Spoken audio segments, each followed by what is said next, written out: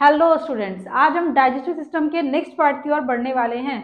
जैसे कि हम जान चुके हैं कि इस सिस्टम में 5 स्टेप्स होती है। फर्स्ट क्या होता है इसमें इनडाइजेशन, सेकंड क्या होता है डाइजेशन, थर्ड क्या होता है इसमें अब्जॉर्प्शन। जो फर्स्ट के 2 स्टेप थे वो हम प्रीवियस वीडियो में पढ़ चुके हैं। तो आज हम स्टार्ट कर रहे हैं इसी का थर्ड स्टेप और नाम क्या है उसका अब्जॉर्प्शन।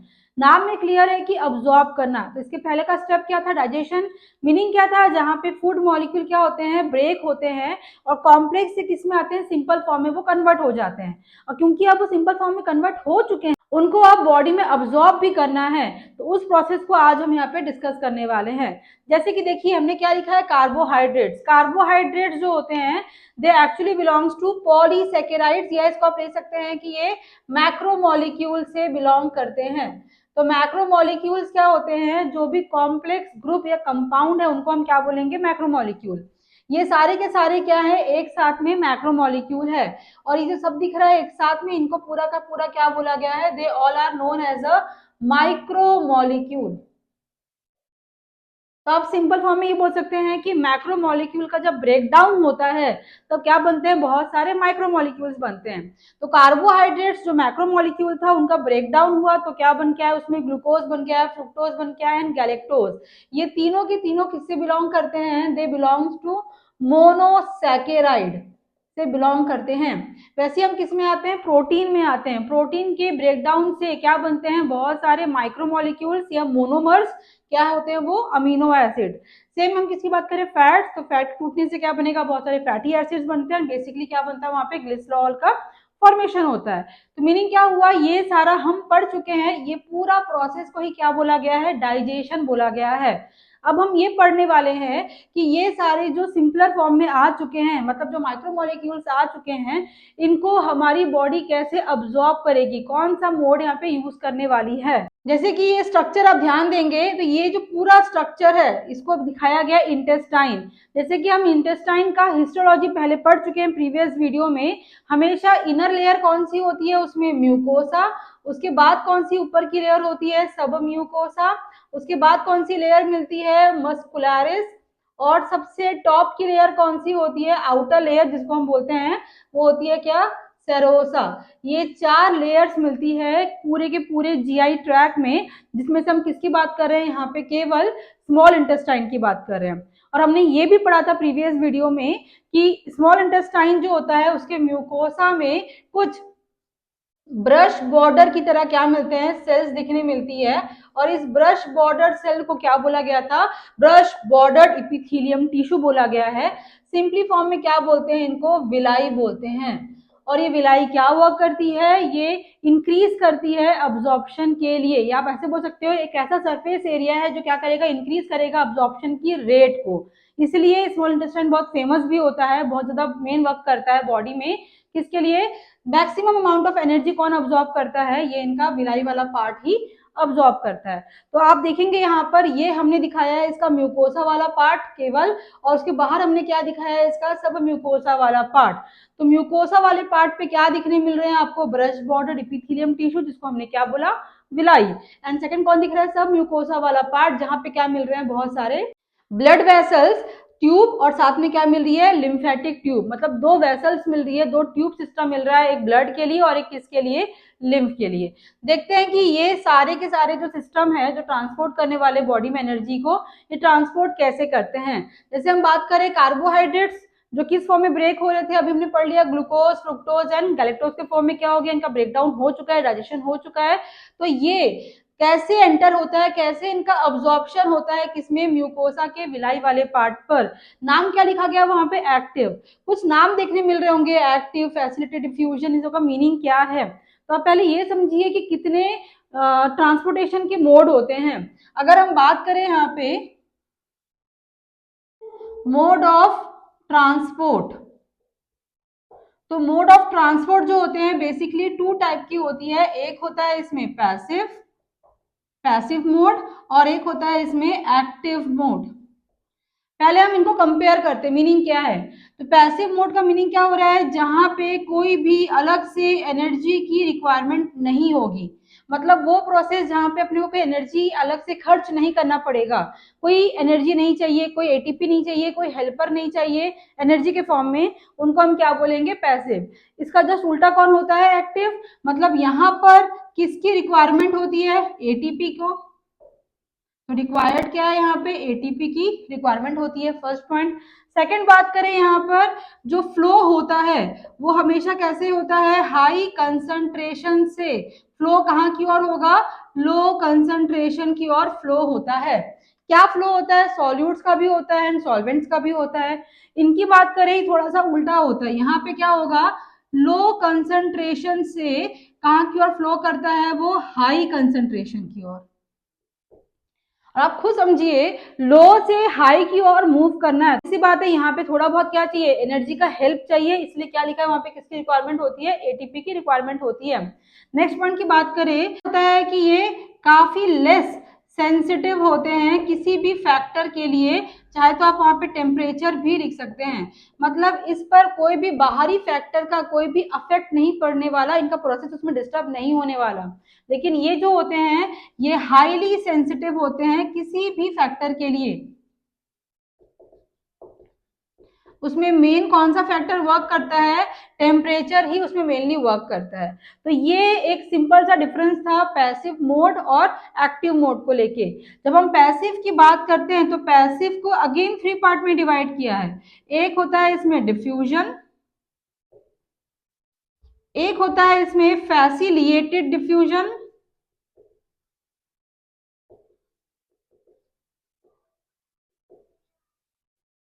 और लास्ट होता है इसमें ऑस्मोसिस। देखिए तीनों किसके अंडर में आ रहे हैं, पैसिव के ही अंडर में आ रहे हैं। तो पॉइंट सबके वही कॉमन होंगे कि सब में, तीनों में ही क्या नहीं चाहिए, एटीपी नहीं चाहिए। तीनों में क्या होगा, हाई से लो की ओर क्या होता है, फ्लो होता है। और तीनों ही बहुत ही रेयरली क्या होते हैं, सेंसिटिव होते हैं फॉर एनी फैक्टर के लिए।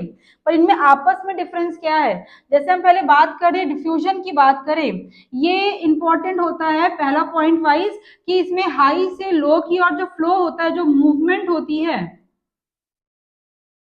वो मूवमेंट किसका होता है, सॉल्यूट मूवमेंट होता है। मतलब यहाँ पे सॉल्यूट का क्या होगा, मूवमेंट होगा।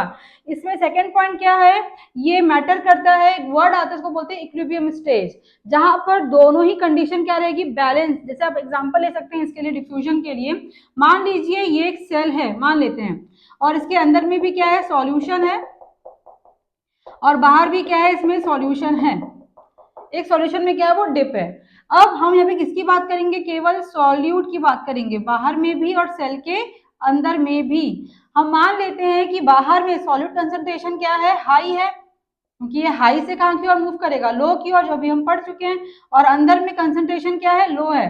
तो ऑब्वियस सी बात है, हाई से लो की ओर किसका मूवमेंट होगा, सॉल्यूट का मूवमेंट तो होगा, बात वही होती है। लेकिन होगा क्या यहाँ पे, मान लेते हैं कि यहाँ पे 100 था कंसंट्रेशन ऑफ सॉल्यूट, और मानते हैं यहाँ पे कितना था, 20 था। तो हाई से लो की ओर क्या हो रहा था, सॉल्यूट का मूवमेंट हो रहा है, कंसंट्रेशन का मूवमेंट हो रहा है। लेकिन कब तक मूवमेंट होगा, जब तक दोनों ही कैसे ना हो जाए, आइडल स्टेज में ना आ जाए। मीनिंग कहने का ये हो रहा है, जैसे ही यहाँ पर सॉल्यूट पास हो रहा है, ये कौन सी कंडीशन पे आ गया, मानते 50 हो गया है, और अंदर में भी कितना हो गया, 50।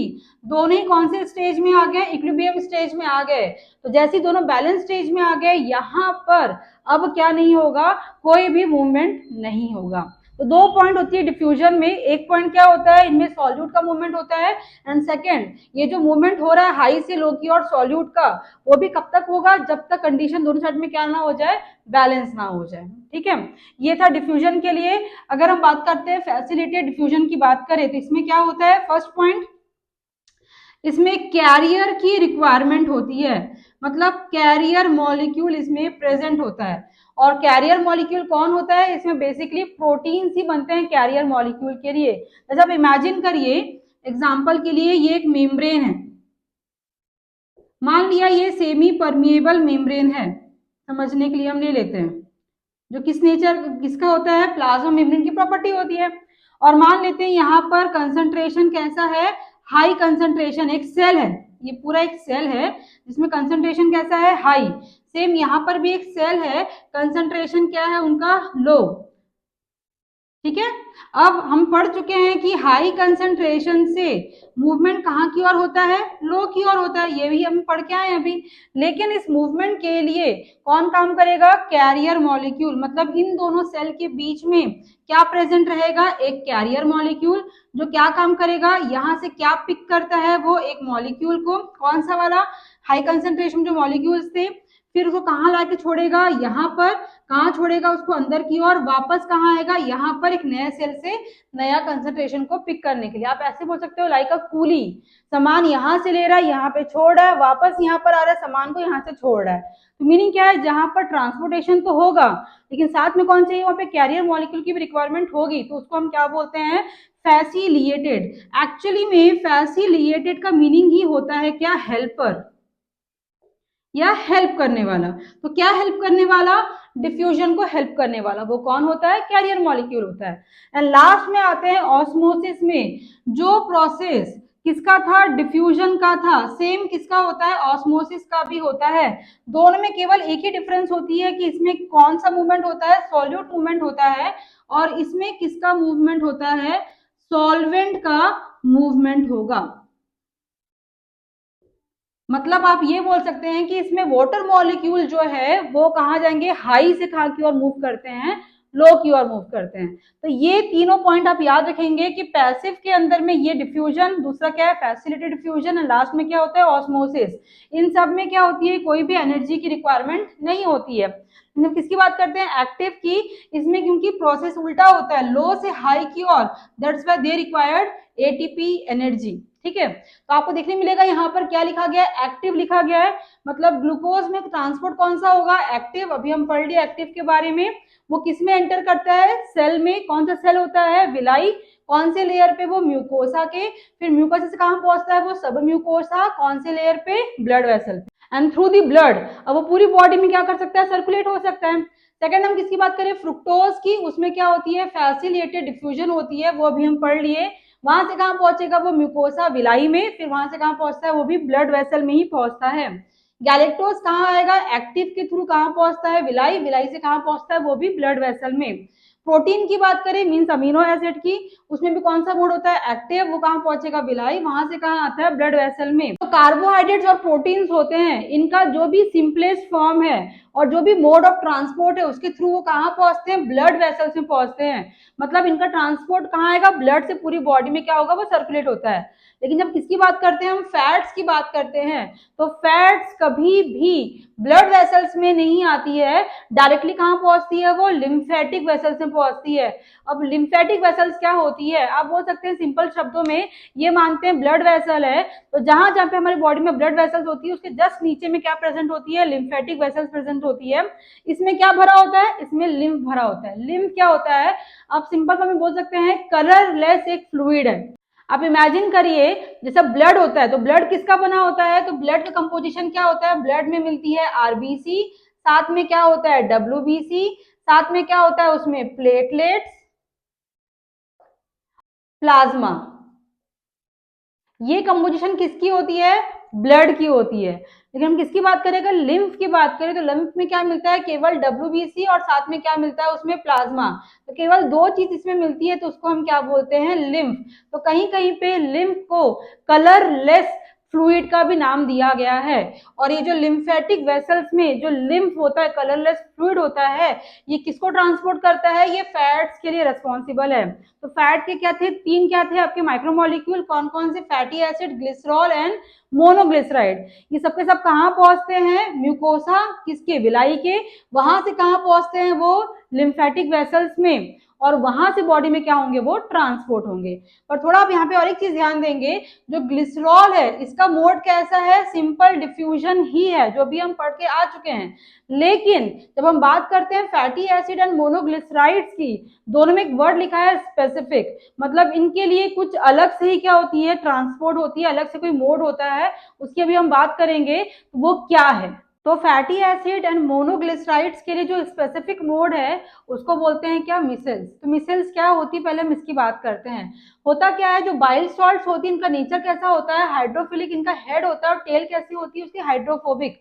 क्या होता है हाइड्रोफोबिक, जो वाटर हीटिंग है, मतलब जो वाटर में डिजोल्व नहीं होगा उसको हम क्या बोलते हैं हाइड्रोफोबिक, और लेकिन जो वाटर लविंग है उसको हम क्या बोलते हैं हाइड्रोफिलिक। तो ये नेचर किसका होता है बाइल सॉल्ट का। ये क्या करते हैं जो फैटी एसिड्स है, फैटी एसिड में किसकी बात कर सकते हैं आप, फैटी एसिड ले सकते हैं, चाहे तो आप मोनोग्लिसराइड को भी ले सकते हैं, दोनों एक ही चीज है यहाँ पर। तो वो जो मॉलिक्यूल होता है फैटी एसिड का, उसके चारों ओर कौन एक लेयर बना लेते हैं सारे के सारे बाइल सॉल्ट। इस पूरे स्ट्रक्चर को एक साथ में क्या बोलते हैं, क्या फॉर्म होता है, मिसेल्स का फॉर्मेशन होता है। फिर ये जो मिसेल्स है वो कहाँ पे जाती है, एंडोसाइटोसिस प्रोसेस में जाती है। क्या होता है एंडोसाइटोसिस, एंडो मतलब होता है अंदर, एंड साइटो मतलब क्या है सेल, सेल के अंदर में वो क्या करती है एंटर करती है। देन बाइल सॉल्ट क्या करते हैं वहां पे रिमूव, मतलब इन शॉर्ट आप ये बोल सकते हैं कि सेल के अंदर में एंटर कराने तक के लिए कौन हेल्प करते हैं, वहां पे बाइल सॉल्ट हेल्प करते हैं। जैसे सेल अंदर की ओर एंगल्फ कर लिया उस पर्टिकुलर फैटी एसिड को, वहां से रिमूव कौन हो जाते हैं, सारे बाइल सॉल्ट वहां से रिमूव हो जाते हैं। देन जो गोल्गी बॉडी होती है वो क्या करती है, प्रोटीन का सिक्रीशन करती है, और इस प्रोटीन की वजह से जो फैटी एसिड्स थे एंड मोनोग्लिसराइड्स थे वो एक नए फॉर्म में कन्वर्ट होते हैं, क्या बोलते हैं उसको, काइलोमाइक्रोन। मतलब आप ऐसा बोल सकते हैं जो मिसेल्स था वो किसमें कन्वर्ट हो चुका है, अब काइलोमाइक्रोन फॉर्म में क्या हो गया, कन्वर्ट हो चुका है। नेक्स्ट में क्या होगा, ब्रश बॉर्डर्ड इपिथेलियम टिश्यू, यही बार जो हमने पढ़ा था, ये कहाँ प्रेजेंट होती है, म्यूकोसा लेयर में। तो म्यूकोसा लेयर से ये रिलीज हो जाते हैं कौन, काइलोमाइक्रोन, और कहाँ एंटर करेंगे अब वो, नेक्स्ट लेयर पे, नाम क्या है उसका, सब म्यूकोसा। और सब म्यूकोसा लेयर में दोनों वेसल्स प्रेजेंट है। लेकिन अभी हम पढ़ के आए थे कि जो लिपिड्स की बात करते हैं या फैट्स की बात करते हैं उसके लिए कौन काम करता है, वहां पे लिम्फ। तो मीनिंग क्या हो रहा है, जो सब म्यूकोसा के लिम्फेटिक वेसल्स वाले पार्ट है वहां पे कौन पहुंच गए, काइलोमाइक्रोन, उनको क्या करेंगे वो अब्सॉर्ब कर लेंगे, और उस फॉर्म को हम क्या बोलते हैं, लैक्टियल फॉर्म। तो आप सिंपल शॉर्ट में ऐसा बोल सकते हैं कि जो भी फैटी एसिड से एंड मोनोग्लिसराइड से ये क्या करेंगे, पहले ये बाइंड करेंगे बाइल सॉल्ट से, क्या फॉर्म होता है वहां पे, फर्स्ट फॉर्म मिसेल्स।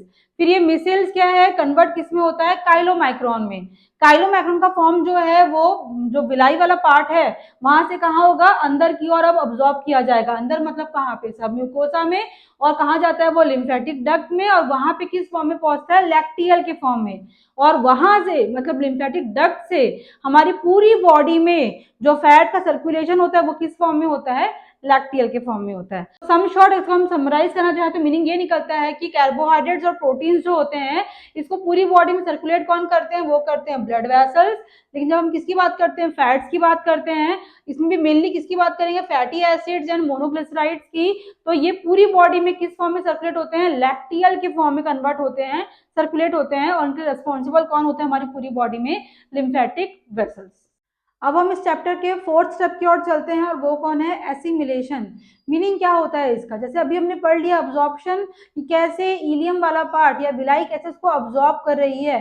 तो अब उसके बाद वो बॉडी में कहाँ पहुंच रही, सर्कुलेट भी हो रही है। तो सर्कुलेशन के बाद वो बॉडी में कहाँ कहाँ पर यूज होगा, क्या क्या उसकी यूटिलिटी है, हम उसकी बात करने वाले हैं। तो डेफिनेशन क्या बनता है, जो भी अब्जॉर्ब फूड है क्या क्या उसकी यूटिलाइजेशन है उसको हम क्या बोलते हैं, एसिमिलेशन। जैसे अभी हम पढ़ के आए थे कार्बोहाइड्रेट का सिंपल फॉर्म होता है, जिसको हम क्या पढ़ के आए थे, ग्लूकोज, फ्रुक्टोज एंड साथ में कौन है, गैलेक्टोज। किस फॉर्म में आते हैं वो, मोनोसैकेराइड्स के फॉर्म में आते हैं। प्रोटीन किस में टूटते हैं, अमीनो एसिड के फॉर्म में। फैट किस में टूटते हैं, फैटी एसिड के फॉर्म में। तो ये सारे जो माइक्रोमोलिक्यूल्स बन गए हैं इनके हमारी बॉडी में क्या यूज है हम वो देखने वाले हैं। पहले हम बात करते हैं किसके, अमीनो एसिड की। कहाँ पहुंचा वो, लीवर में। किसके थ्रू पहुंचा, वो है हिपैटिक पोर्टल वेन। ये क्या होता है इसको हम आगे के वीडियोस में देखेंगे, डिटेल में पढ़ेंगे इसको अभी हम। तो लीवर में पहुंचा वो। अब लीवर में जो अमीनो एसिड है जिसकी दो फॉर्म आती है, एक क्या होता है रिक्वायर्ड अमीनो एसिड और दूसरा क्या है नॉन रिक्वायर्ड अमीनो एसिड। पहले हम बात करते हैं रिक्वायर्ड अमीनो एसिड, वो अमीनो एसिड जो हमारी बॉडी को रिक्वायर्ड है, पर्टिकुलर किसी एक काम के लिए पर्टिकुलर वही अमीनो एसिड चाहिए ही, उनको हम क्या बोलेंगे, रिक्वायर्ड। कहीं कहीं इसको एसेंशियल अमीनो एसिड भी बोलते हैं। और दूसरा कौन है, नॉन रिक्वायर्ड, इनको नॉन एसेंशियल अमीनो एसिड्स भी बोलते हैं। नॉर्मली हमारे बॉडी में 20 अमीनो एसिड की क्या होती है, रिक्वायरमेंट होती है, जिसको हम क्या बोलते हैं, एसेंशियल बोलते हैं। तो वो जो रिक्वायर्ड अमीनो एसिड है बॉडी में क्या क्या वर्क करते हैं। तो फर्स्ट क्या दिख रहा है उसमें, प्लाज्मा मेम्ब्रेन में जो प्रोटीन होता है वो किससे बनेगा, अमीनो एसिड से ही बनेगा। दूसरा क्या है, वहां पे प्रोटोप्लाज्मिक पार्ट के लिए भी रहता है। और थर्ड क्या है, एंजाइम। हमारी बॉडी में जो भी हम पढ़ के आए थे अभी तक, डाइजेस्टिव जूस मिलती है, जूस में क्या होता है, कलेक्शन ऑफ एंजाइम। एंजाइम क्या करते हैं, बहुत सारी बॉडी में वर्क करते हैं, दे नोन एज अ कैटलिस्ट। तो वो भी किसके बने होते हैं, एंजाइम प्रोटीन के बने होते हैं। सेकंड हम किसकी बात करें, नॉन रिक्वायर्ड या फिर नॉन एसेंशियल अमीनो एसिड की क्या वर्क करते हैं, ये क्या क्या वर्क है इनका, लिपोजिनेसिस मतलब फॉर्मेशन ऑफ लिपिड या फैट्स।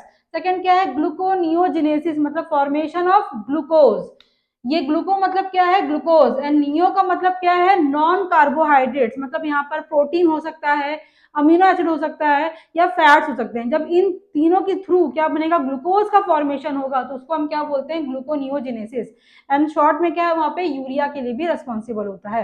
नेक्स्ट हम किसमें आते हैं, मोनोसेकेराइड, जो सिंपल फॉर्म में कौन थे, कार्बोहाइड्रेट्स, ये भी कहाँ पहुंचते हैं, लीवर में। तीनों कंडीशन देखो आपको लीवर में ही मिलेगी, मतलब जो भी यूटिलिटी है उसके लिए मेन ऑर्गन कौन होता है, लीवर ही होता है, और लीवर में ट्रांसपोर्ट भी कौन कर रहा है, वो होता है तीनों के लिए हिपैटिक पोर्टल वेन ही होता है। तो फंक्शन क्या है इसके, जैसे हम बात करें ग्लूकोज, ग्लूकोज क्या वर्क करता है, फॉर एटीपी के लिए वर्क कर रहा है, और ग्लाइकोजन क्या होता है हमारे बॉडी में लीवर में और मसल्स में स्टोर एनर्जी के फॉर्म में क्या करता है, वो वर्क करता है। वैसे हम किसकी बात करें, फैटी एसिड्स की बात करें, तो फैटी एसिड का एक वर्क किसके लिए होता है, प्लाज्मा मेम्ब्रेन में, जिसे हम पढ़े थे लिपिड की बाई लेयर भी होती है, विद प्रोटीन होता है वहां पे। एंड सेकंड क्या है, जितने भी हमारे ऑर्गन्स है वो सारे किससे कवर्ड होते हैं, फैट से कवर होती है। हमारे स्किन के नीचे भी क्या मिलता है, फैट की लेयर मिलती है। क्या करेंगे, वो हीट को बाहर की तरफ क्या करते हैं, वो रोकते भी है। आप सिंपल फॉर्म में ये बोल सकते हैं कि हमारी बॉडी के एक्स्ट्रा प्रोटेक्शन के लिए एक एडिशनल क्या मिलती है, बैरियर मिलती है, उस एक्स्ट्रा बैरियर को ही हम क्या बोलते हैं, फैटी टिश्यू, या क्या बोलते हैं उसको, एडिपोज टिश्यू। ये क्या करती है, फैट को कंटेन ही करती है। तो ये किसका था, एसिमिलेशन था डाइजेस्टिव फूड का। अब इसके बाद अब हम लास्ट की ओर बढ़ रहे हैं, वो कौन है इसमें, ईजेशन, मीनिंग क्या हुआ, इसके बाद जो फूड है वो कहाँ पहुंचता है, टोटली लास्ट में नाम क्या है उसका, लार्ज इंटेस्टाइन। यहाँ से जितना भी बॉडी के लिए अनडाइजेस्टेड फूड मटेरियल है, जितना भी बोल सकते हैं कि वेस्ट मटेरियल है, इसको बॉडी का में क्या करना है, इजेक्ट करना है, फेंकना है, उस प्रोसेस को हम क्या बोलते हैं वहां पे, ईजेशन। तो क्या लिखा है, जो अनडाइजेस्टेड फूड मटेरियल था वो फाइनली कहाँ पहुंच रहा है, सीकम, सीकम से कहाँ पहुंचेगा, कोलोन।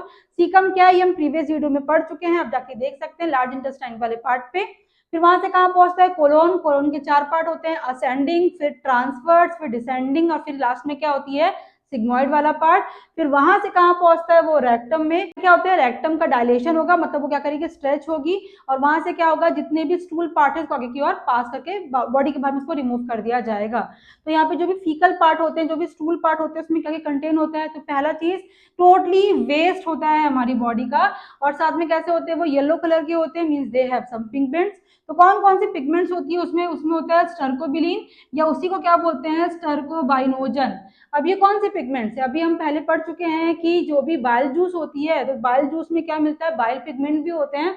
कौन से पिगमेंट, बिलिरुबिन, बिलिवर्डिन, उसी का ही एक कन्वर्टेड फॉर्म है कौन, स्टर्कोबिलिन या फिर स्टर्कोबाइनोजन। तो ये था पूरा हमारा डाइजेस्टिव सिस्टम। यहाँ पर हमने डाइजेशन के जो 5 स्टेप होते हैं सिस्टम के, वो कंप्लीट कर लिए हैं। आई थिंक आपको समझ में भी आ गया होगा। कुछ और डाउट्स है तो आप हमको कमेंट में आके वो पूछ भी सकते हैं। Thank you so much.